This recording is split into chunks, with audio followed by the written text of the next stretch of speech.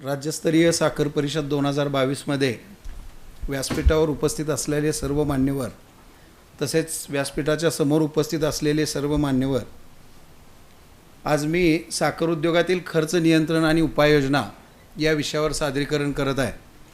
आज सकाळपासून आपण बघतोय इथेनॉलच्या माध्यमातून असेल, बायो CNGच्या माध्यमातून असू दे, आपण उत्पन्नाचे स्तोत्र बघतोय, पण खर्चाचं नियंत्रण आणि त्याच्यावरच्या उपाययोजना हा अत्यंत महत्त्वाचा विषय आज आपण इथं घेतोय।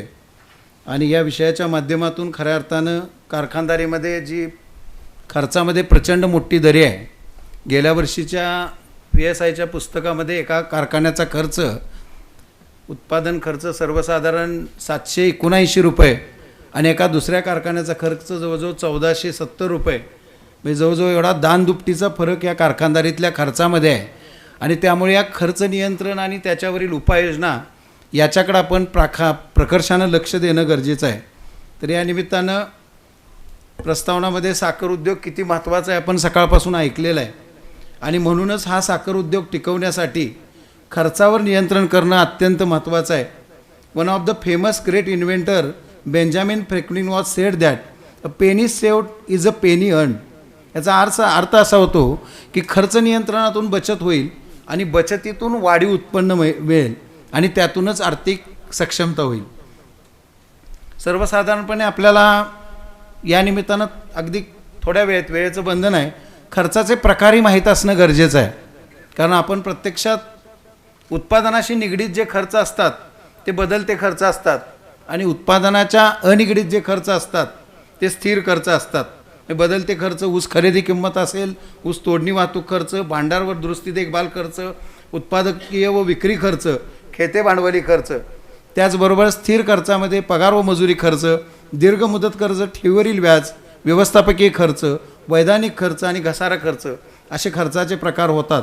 हे माहीत असावेत, म्हणजे पुढच्या प्रेझेंटेशनला आपल्याला माहिती घेणं सोयीस्कर होईल। साखर उद्योगातील खर्च नियंत्रण उपाययोजनामध्ये खर्च नियंत्रणासाठी काही फिनान्शियल टेक्निक्स वापरात आणणं गरजेचं आहे। त्याच्यामध्ये स्टँडर्ड कॉस्टिंग असेल, बजेटरी कंट्रोल असेल, झिरो बेस बजेट असेल, रेशो ॲनालिसिस असेल, आणि अजून काही इतर उपाययोजना असतील। आणि काही उपाययोजना ज्या प्रत्यक्षात केलेल्या आहेत किंवा केस स्टडी म्हणून विचारात घेतो, त्यामध्ये काही खर्चनिहाय आपल्याला उपाययोजना कशा करता येतील हे इथं मी मांडणार आहे। त्याच्यामध्ये तोडणी वाहतूक खर्चावरील उपाययोजना असेल, पगार व मजुरी खर्चावरील उपाययोजना असेल, व्याज खर्च, भांडार देखभाल दुरुस्ती खर्च, प्रक्रिया खर्च आणि इतर खर्च याबाबतही आपण थोडासा माहिती घेणार आहोत। खर्च नियंत्रणासाठी जे फायनान्शियल टेक्निक्स आपण वापरतो याच्यामध्ये आपण खरं तर स्टँडर्ड कॉस्टिंग पद्धतीचा वापर केला पाहिजे। स्टँडर्ड कॉस्टिंग पद्धतीमध्ये आपण काही मानकं ठरवली पाहिजेत, किंवा ती मानक ठरवताना चांगल्या कारखान्यांची माहिती घेऊन त्या कारखान्यामधला हा खर्च कमीत कमी किती आहे। उदाहरणार्थ 175 रुपये पगार व मजुरीचा खर्च आपण प्रति मेट्रिक टन मानक धरला, तर आपल्या कारखान्याचा प्रत्यक्षात खर्च जर 200 आला असेल, तर हे 25 रुपये कुठं वाढले, यामधली तफावत काय आहे, त्याची कारण मीमांसा काय आणि त्याची उपाययोजना काय, ही जर माहिती आपण घेतली तर आपल्याला प्रत्यक्षात या खर्चावर नियंत्रण करणं सोपं जाईल। बजेटरी कंट्रोल, खरं तर कारखानदारीमधलं बजेट म्हणजे अहवालामधल्या शेवटच्या 2 पानावर छापायची एक प्रक्रिया, आणि ते चीफ अकाउंटंट अगोदर 2 दिवस करतो, कसलीही त्याला माहिती घेतली जात नाही। बजेट करायचं म्हणलं आणि व्यवस्थित बसायचं म्हणलं तर बजेटमध्ये खूप प्रकार आहेत। आपल्याला फक्त महसुली अंदाजपत्रक आणि भांडवली अंदाजपत्रक हे 2च अहवालात ठेवायचे कागदं माहीत आहेत। मी कागदं म्हणतोय अशासाठी की त्याच्यामधले ठोकताळे हे असेच अंदाजपंचे लिहिलेले असतात। तर यामध्ये आपल्याला ऑपरेशनल बजेट आणि फायनान्शियल बजेट अशी 2 प्रकारची महत्त्वाची बजेट आपल्याला करायला पाहिजेत, की जेणेकरून आपल्याला कॉस्ट कंट्रोल करणं सोपं होईल। साधारणपणे ऑपरेशनल बजेट हे आपण कारखाना म्हणजे साखर कारखाना, सहवीज निर्मिती प्रकल्प, आसवानी प्रकल्प आणि इतर प्रकल्पाच्या उत्पादन, खरेदी आणि विक्रीशी निगडीत असणार असे ऑपरेशनल बजेट आपण करायला पाहिजे। फायनान्शियल बजेट करताना आपण एकूण खर्च आणि एकूण उत्पन्न याचं बजेट केलं पाहिजे। मग एकूण खर्चामध्ये भांडवली खर्च, महसुली खर्च याचं बजेट केलं पाहिजे, आणि एकूण उत्पन्नामध्ये मग परत विभागवाईज उत्पन्नाचं बजेट केलं पाहिजे, आणि तरच खऱ्या अर्थानं आपल्याला यातनं खर्चाची माहिती किंवा येणाऱ्या खर्चाची माहिती म्हणून खर्च नियंत्रण करणं आपल्याला सोपं जाईल। झिरो बेस बजेटिंग, शून्याधिष्ठित अर्थसंकल्प असं याला म्हणलं जातं. आणि पीटर फेरी यांनी 1970मध्ये ही संकल्पना मांडली. साखर उद्योगामध्ये खरं तर हंगाम सुरू करण्यापूर्वी शून्याधिष्ठित अर्थसंकल्प गृहीत धरणं गरजेचं आहे, की यामध्ये शून्य हेच सुरुवात धरली जाते आणि सर्व उत्पन्न वजा सर्व खर्च बरोबर शून्य ही संकल्पना धरली जाते. आणि यामधून खऱ्या अर्थानं आपल्याला आपल्या खर्चावर कंट्रोल करता येईल आणि मग जितकं उत्पन्न आहे त्याच्या तोडीनंच खर्चाची मर्यादा घालता येईल आणि या झिरो बेस बजेटिंगचा आपल्याला उपयोग करता येईल. रेशो ॲनालिसिस म्हणजे गुणोत्तर प्रमाण, हे एक टेक्निक फार महत्त्वाचं आहे की यामध्ये आपण बेसिकली साखर ज्या वेळेला गेल्या वर्षाची आकडेवारी बघतो, मग नफ्याच्या संबंधित प्रॉफिटेबिलिटीच्या संबंधित रेशो असो, gross profit margin ratio, operating ratio, या सगळ्या रेशोच्या माध्यमातून आपल्याला खर्चाची उत्पन्नाची सगळ्याची आपल्याला माहिती मिळून आपल्याला एका स्टँडर्डला आपण आहोत किंवा नाही हे समजतं. तरल ते लिक्विडिटीचे रेशो असू देत, पतदारी म्हणजे सॉल्व्हन्सी रेशो असू दे, या रेशोच्या माध्यमातूनही आपल्याला खर्चावर नियंत्रण करणं शक्य आहे. त्यासाठी त्याचा अभ्यास केला पाहिजे, प्रत्येक वर्षी ॲनालिसिस केलं पाहिजे. आता प्रत्यक्षात ज्या उपाययोजना आपल्याला खर्च नियंत्रणासाठी करायच्या आहेत त्यामध्ये पहिला सगळ्यात मोठा खर्च येतो तो ऊस तोडणी वाहतूक खर्च. कारखाना निहाय जर आपण बघितलं तर काही कारखान्याचा खर्च 350 ते 400 रुपये प्रति मेट्रिक टन आहे, तर काही कारखान्यांचा खर्च 1000 ते 1100 रुपये आहे. इतका मोठा खर्च या तोडणी वाहतूक खर्चाच्या ह्याच्यामध्ये तफावत आहे. मग तफावत असण्याची कारणं शोधली पाहिजेत. खऱ्या अर्थानं ज्यावेळेला प्रत्येक वर्षी आपण लेबर भरती करतो त्यावेळेला ही लेबर भरती ॲडव्हान्स दिल्यानंतर शेवटच्या क्षणापर्यंत थांबते का ह्याचा विचार करत नाही आपण. आणि मग लेबर भरती करताना काही अपुरी लेबर भरती करणं आणि मग शेवटच्या महिन्यासाठी त्याला आगाऊ कमिशन दिलं. आत्ताच आम्ही कारखाने मेमध्ये चालवले आणि त्या कारखाने चालवत असताना शेवटच्या 15 दिवसासाठी जवळजवळ 40% 50% आपण कमिशन त्यांना देतो. आणि या दरम्यानच्या काळामध्ये आलेली ही यंत्रणा जास्तीत जास्त 300 टन धंदा करते आणि हे 300 टनासाठी आपण त्यांना 30,000 रुपये जाण्याचं येण्याचं भाडं देतो. मग हे भाडं म्हणजे जवळजवळ 100 रुपये टनाला आपले जातात. त्यामुळे ही यंत्रणा भरताना शेवटच्या दिवसापर्यंत आपल्याला यंत्रणा कशी चालेल त्याचं प्लॅनिंग करून यंत्रणा भरली पाहिजे. कारण आपण जर बारकाईने विचार केला तर अगोदर यंत्रणा भरली तर आपल्याला 18% 19% कमिशन द्यावं लागतं. पण आपण अचानक यंत्रणा आणताना ज्यावेळेला 60% कमिशन यांना देतो, 40% देतो, काही कारखान्यांनी 70% दिलं आहे, तर ह्या कमिशनचे जर कॅल्क्युलेशन केले तर व्याजाची रक्कम 30,000 होते आणि ह्याच्यावर जे आपलं कमिशन जातं त्याची जर रक्कम काढली तर लाखाच्या वर रक्कम जाते. अशा पद्धतीने हे खर्च वाढत जातात. कळत नकळत तोडणी वाहतुकीच्या खर्चाकडे परत आपण दुर्लक्ष करतो, कारण FRPमधनं हा खर्च कमी होणार आहे आणि कमी झाल्यामुळं कारखान्याला बुरदून पडणार नाही, उसाच्या पैशातनंच पैसे कमी होणार आहेत. पण जर आपण या खर्चावर नियंत्रण केलं तर चांगला दर आपल्याला शेतकऱ्यांना देता येणं शक्य आहे. वाहतूक वाहनांना जर व्हेकल ट्रॅकिंग सिस्टीम आपण सर्व वाहनांना बसवली तर अचूक अंतरं तर मिळतीलच, पण अंदाजपंचे पूर्वापार परंपरागत जी आपण अंतरं दिलेले आहेत आणि त्याच्यावर जो जादा खर्च होतो आहे तो खर्च पण 100% या माध्यमातून कमी येईल. आज आपण बऱ्याच वेळा आपल्या खेळत्या भांडवलामधून या लोकांना ॲडव्हान्स देत असतो, तर तसं न करता वैयक्तिक कर्ज निर्माण करून या लोकांना ॲडव्हान्सेस दिले पाहिजेत, जेणेकरून आपल्याला डायव्हर्सिफिकेशन ऑफ फंड होणार नाही आणि त्याचबरोबर जादा व्याजाचं बुरदून पडणार नाही. आपण प्रत्येक वर्षी ह्या यंत्रणेसाठी टेंट, कोयते, बांबू, चटई, कात्या हे सगळं पुरवत असतो. आणि एक पद्धत अशी आहे की पुरवलेलं मटेरियल वर्ष झालं की ते परत घ्यायचं आणि स्टोअरच्या कुठल्या तरी कोपऱ्यात टाकून द्यायचं. जवळजवळ ह्याच्यावर खर्च होणारी रक्कम जर विचारात घेतली आणि परत आलेलं मटेरियल जर विचारात घेतलं तर परत आलेल्या मटेरियलला शून्य किंमत असते. कारण चटई फाटलेले असतात, बांबू खराब झालेले असतात, कोयते तुटलेले असतात, त्यांचा काही उपयोग नसतो. तर असं मटेरियल वसुली तत्वावर सुरुवातीला 25%, परत 50%, परत 75% या तत्वावर जर आपण त्यांनाच दिलं की आम्हाला हे काय परत नको, आम्ही 25% रक्कम तुझी सोसू, तर त्या माध्यमातून सुद्धा आपल्याला या खर्चामध्ये काही नियंत्रण करता येईल. आपण ज्यावेळेला तोडणी वाहतूकची लेबर भरती करण्यासाठी लोक पाठवतो त्यांच्यावरचा खर्च तर प्रत्येक कारखान्यातला फार वेगळा आहे.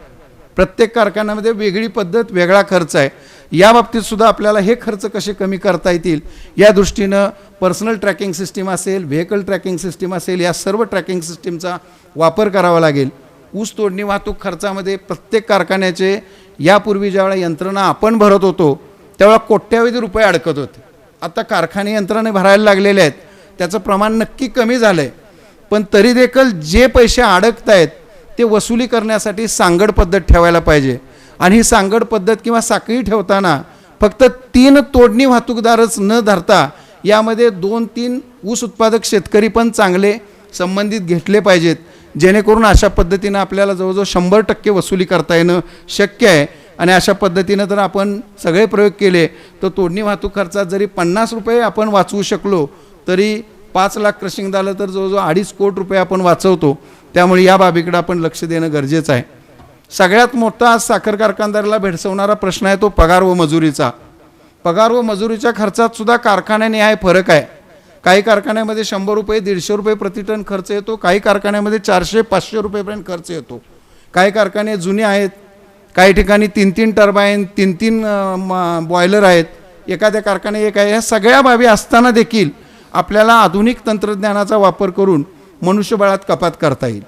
आणि मनुष्यबळात जर कपात करता आली तर निश्चितपणे यातनं आपल्याला खर्च कमी करता येतील. हंगामाचे दिवस, स्टाफिंग पॅटर्न आणि कायम व हंगामी यांच्यामधला समतोल साधणं गरजेचं आहे. कारण बऱ्याच वेळा आपण आज साधारणपणे 160 दिवस 180 दिवस साखर कारखाना चालवतो आणि ह्या लोकांमध्ये आपण आपले जे कायमस्वरूपी लोक आहेत त्यांना आपण ऑफ सीझनमध्ये ठेवतोच आणि सिजनलची लोक आहेत त्यांना पण आपण ऑफ सीझनमध्ये ठेवतो. या सिजनलच्या लोकांनासुद्धा सर्वसाधारणपणे 30% पासून 42% रिटेन्शन द्यायची पाळी येते. अशा वेळेला आपण एक कॅल्क्युलेशन करायला हवं की रिटेन्शनमध्ये जाणारी रक्कम आणि नवीन आपण कंत्राटी स्वरूपानं घेणारा कर्मचारी याची रक्कम यामधल्या तफावतीचा विचार करून जर अशी लोकं आपण कामावर ठेवली आणि त्यांच्याकडून काम करून घेतलं तर निश्चितपणे यामधून पण आपल्याला काही खर्चामध्ये काटकसर करता येणार आहे. कर्मचाऱ्यांना प्रशिक्षण, कामाचा आढावा, प्रशिक्षणाचा तर अभाव आज सगळीकडेच आहे. आणि प्रशिक्षणाअभावी कारखान्यातील कर्मचारी बऱ्याच वेळा बघतो आपण की 8 तासाऐवजी 4 तासच काम करत असतात. त्यासाठी HRM ह्युमन रिसोर्स मॅनेजमेंटचा पुरेपूर वापर करणं कारखानदारीमध्ये गरजेचं आहे. आज कित्येक कारखान्यामध्ये आपण बघतो की लेबर ऑफिसर हा फक्त नामधारी आहे किंवा लेबर ऑफिसर ही संकल्पनाच नाही, हेड टाईम किपरच कारखाना चालवत असतो. त्यामुळे labour officer through HRM management करणं, त्यातून कर्मचारी प्रशिक्षण देणं, कार्यक्षम असणाऱ्या कामगारास बक्षीस देणं, अकार्यक्षम कामगारास दंड देणं हे करायला पाहिजे. ओव्हरटाईमच्या टाईमच्या बाबतीतसुद्धा आपल्या साखर कारखान्यामध्ये प्रचंड खर्च होतो आणि हा दुर्लक्षित खर्च आहे. आपल्याला काय होतं की हंगामामध्ये बऱ्याच वेळा कर्मचारी काही कारणानं रजेवर जातो, कामावर येत नाही. अशा वेळा दुसऱ्या कर्मचाऱ्याला आपल्याला नाईलाजानं ठेवावं लागतं, प्रोसेस असते. अशा वेळा त्या कर्मचाऱ्याला रिटेन्शन आपल्याला ओव्हरटाईम द्यायची गरज भासते आणि ही ओव्हरटाईमची रक्कम खूप मोठी असते. असा ओव्हरटाईम देण्यापूर्वी अशा लोकांना ऑफ सीझनमध्ये बदली सुट्टी वगैरे देणं असे जर प्रयोग आपण काही केले तर निश्चितपणे यामधून सुद्धा आपल्याला काही खर्च वाचवता येतील.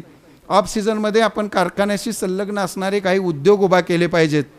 खरं तर आज ठोंबरे साहेब इथं आहेत, त्यांनी कितीतरी असे उद्योग नवीन उभे केल्यात की ज्यामधून मनुष्यबळ त्यांना इकडे तिकडे डायव्हर्ट करता येईल आणि त्याची जी किंमत वाया जाते ते इकडं ते पगार व मजुरी खर्चामध्ये कमी करता येईल.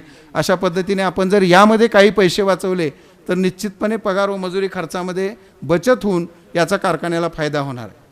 अजून एक सगळ्यात मोठा खर्च सकाळपासून यावरही चर्चा चालू आहे, व्याजाचा खर्च. आज बरेच कारखाने डबघाईला आल्यात. त्यांची जर आकडेवारी बघितलं तर 100 कोटी कर्ज आणि 90 कोटी व्याज आणि अशा परिस्थिती लावून ही कारखानदारी डबघाईला आलेली आहे. आणि 90 कोटीचं जे कर्ज झालं आहे ह्याला खरं कारणीभूत काय आहे तर आपला हा व्याज खर्च. आज बँकेचेही सर्वेसर्वा इथं बसलेले आहेत, पण व्याज खर्चाचा जर विचार केला तर आपण कधी या व्याजाकडं बघतसुद्धा नाही. बहुतांश कारखान्यामध्ये किती व्याजानं, फक्त कर्ज कसं मिळेल मला हे आपण बघत असतो. तर आपल्याला थोडं व्याजाकडं बघितलं पाहिजे. 7.5% 8%पेक्षा जादा व्याज कुठल्याही कारखान्याला परवडणारं नाही. त्या व्याजातच आपल्याला कसे पैसे उपलब्ध करतील हे बघितलं पाहिजे. प्लेजच्या बाबतीमध्ये राज्य बँक तर देतेच पैसे, पण NCDC-कडूनही एक वर्किंग कॅपिटल लोन स्कीम आहे की ज्यामध्ये जवळजवळ 7.5% ते 9.11%पर्यंतचे व्याज दिले जातात आणि त्या व्याजावर हे कर्ज उपलब्ध होतो. त्यासाठी थोडी फायनान्शियल सदृढता आपल्या बॅलन्स शीटमध्ये पाहिजे. काही बँका आपल्याला वार्षिक नूतनीकरण खर्च, बँक हाताळणी खर्च किती लावतात इकडेही कधी आपलं लक्ष नसतं आणि मग ह्या सगळ्या खर्चाचं बुरदून ज्यावेळेला आपल्याला पडतं त्यावेळेला एकंदरीत व्याज खर्च आपल्याला वाढलेला दिसून येतो. खरं तर येणाऱ्या कालावधीमध्ये नो प्लेज संकल्पना यायला हवी. बँकेच्या दृष्टीनं जरा अडचणीचं आहे, परंतु नो प्लेज संकल्पना जर आणता आली, आपल्याला प्लेज कमी करता आलं, साखर, वीज, इथेनॉल, इतर जे उपपदार्थ आहे याचं नियोजन विक्रीचं परफेक्ट केलं आणि जर आपल्याला प्लेजची अमाऊंट मिनिमाइज करता आली किंवा शून्य करता आली तर 100% 200 ते 150 रुपये आपल्याला जवळजवळ यामधून व्याजावरचे वाचणार आहेत. कित्येक कारखान्यांच्याकडं दैनंदिन कितीतरी रकमा त्यांच्या खात्यावर पडून असतात. म्हणजे दररोज संध्याकाळी जाताना 50 लाख एका खात्यात, दुसऱ्या लाखात 40 लाख, शुक्रवार असतो, शनिवार रविवारी सुट्टी असते. आपल्या कधी लक्षात येत नाही की आपण पैसा व्याजानं घेतला आहे, 12% 15% इतक्या व्याजानं घेतला आहे. पण इतक्या व्याजानं घेतलेला असून देखील आपण त्याच्याकडे लक्ष देत नाही. तर आपण यासाठी स्विफ्ट एफ डी योजना म्हणून काही बँकांच्या आहेत, नॅशनलाइज बँकांनी स्विफ्ट एफ डी योजना राबवलेल्या आहेत. त्या जर योजनेचा आपण लाभ घेतला तर या दैनंदिन रकमा आहेत त्या आपोआप त्या खात्यावर जातात आणि त्याच्यावर जवळजवळ 4% ते 5% व्याज आपल्याला मिळतं. स्वभांडवलाची गरज असताना, स्वभांडवल नसताना आपण प्रकल्प उभा करतो आणि खऱ्या अर्थानं व्याजाचं बुरदुंड आपल्यावर बसतं. मगाशीच एक विषय आला होता ऐच्छिक ठेवी घेण्याबाबत. तर याबाबत जर मंत्री समितीच्या माध्यमातून आम्हाला जर परमिशन मिळाली ऐच्छिक ठेवी घ्यायची तर निश्चितपणे याचा फायदाही आम्हाला 7% 8% दरानं ठेवी मिळतील आणि मग जे सदृढ कारखाने आहेत त्यांना याचा निश्चितपणे फायदा होईल. भांडार व दुरुस्ती देखभाल खर्च हाही एक महत्त्वाचा खर्च आहे की ज्यामध्ये आज कित्येक पैसे आपले 4-4 कोट 2-2 कोट रुपये आपल्या स्टोअरमध्ये पडून राहतात आणि या स्टोअरच्या सगळ्यात महत्त्वाचं की ह्याच्यामध्ये झिरो इन्व्हेंटरी ही संकल्पना यायला हवी. म्हणजे मिनिमाइज आपल्याला स्टोअर करायला हवं. ABC ॲनालिसिस असेल, जस्ट इन टाईम असेल, जॉबवर करता दिलेला माल वेळेत आणणं असेल किंवा आपल्याकडं जुना पडून असलेला माल एक्सचेंजमध्ये देणं असेल, या सगळ्या जर बाबी केल्या तर निश्चितपणे आपला भांडार आणि दुरुस्ती देखभाल खर्च पण कमी होऊ शकतो. याचबरोबर आधुनिक तंत्रज्ञान प्रक्रिया खर्च नियंत्रणी करणं गरजेचं आहे. मग त्यामध्ये स्टीमच्या खर्चातलं नियंत्रण, स्टीम लिकेजेस कमी करणे, रॉज्यू सिटिंगसाठी PHEचा वापर करणे, DSCचा वापर करणे, पॅन सर्क्युलेटरचा वापर करणे, थर्मोडायमॅटिक स्टीम ट्रॅपचा वापर करणे, यामधनं 100% स्टीम बचत होऊ शकते. वीज बचतही केली पाहिजे. VFD असतील, ST कॅपॅसिटर असेल, पॅनिटरी गिअरबॉक्स असेल, LEDचे दिवे असतील आणि 5 स्टार रेटिंगची उपकरणं असेल, ही वापरली तर विजेमध्ये पण बचत होऊ शकते. पाण्यामध्ये बचत करण्यासाठी air cooled condenser, rain water हार्वेस्टिंगची प्रकल्प राबवणे आणि 3R प्रिन्सिपल्स जे आहेत, रिसायकल, रिड्यूस आणि रियूज, याचा अवलंब करणे ही फार गरजेचं आहे. CPU टेक्नॉलॉजीचा वापर आज बहुतांश जण करायला लागल्यात, सगळ्यांनी करायला लावलं. ग्लँड सिलिंगऐवजी मेकॅनिकल सील वापरले पाहिजेत, पाण्याची बचत होईल. बग्याची बचत करणेही बरं गरजेचं आहे. त्यासाठी वॉटरिंग मिलचा वापर करणे, मॉइश्चर रिडक्शन सिस्टीमचा वापर करणे, बॉयलरमध्ये DR हीटर व HP हीटरचा वापर करणे इत्यादी जर आपण केलं तर निश्चितपणे यामधून सुद्धा आपल्याला खर्चावर नियंत्रण होईल. माहिती तंत्रज्ञानाचा वापर करूनही आपल्याला खर्चावर नियंत्रण करता येतं. त्यामध्ये मानवविरहित वजन काटा जी संकल्पना आम्ही राबवली आहे, यशस्वी आहे. पूर्ण लोक कमी झालेले आहेत. अँड्रॉइड ॲप असेल, अद्ययावत सॉफ्टवेअर प्रणाली असेल, इत्यादीचा वापर केला पाहिजे. One well sed that saving is earning, याप्रमाणे खर्चाच बचत केल्यामुळे निश्चितपणे आपल्या उत्पन्नात वाढ होते आणि खऱ्या अर्थानं जर आपण या खर्चात प्रत्येकाने 100 रुपयाची जर त्या कारखानदारीमध्ये बचत केली तर 5 ते 10 कोटी रुपये आपल्या खर्चात बचत होऊ शकतात आणि या बचतीच्या माध्यमातून कारखान्याचं उत्पन्नाची वाढ होऊन कारखान्याला आर्थिक सदृढतेला नेता येईल. आपण मला प्रेझेंटेशन करण्याची संधी दिली त्याबद्दल मी आपला आभार मानतो. धन्यवाद. आभारी.